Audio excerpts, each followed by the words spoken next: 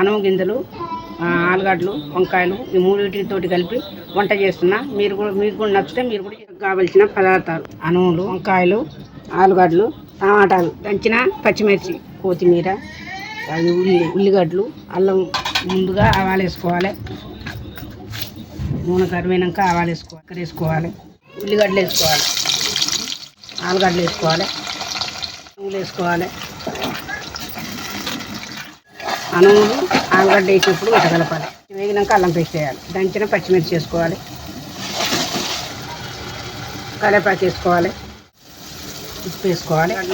వేగినాయి ఇక్కడ పసుపు వేసుకోవాలి. కడిగి కోసి పెట్టిన వంకాయ ముక్కలు ఆ నూనెలో మగ్గిన తర్వాత వేయాలి.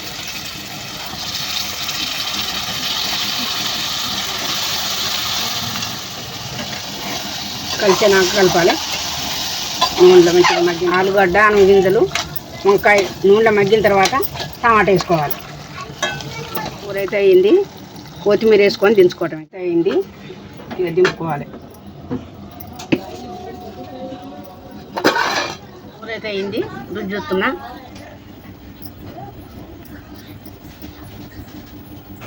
బాగుంది కూర, మస్తు రుచింది. కూర బాగుంది. నచ్చితే లైక్ చేయండి.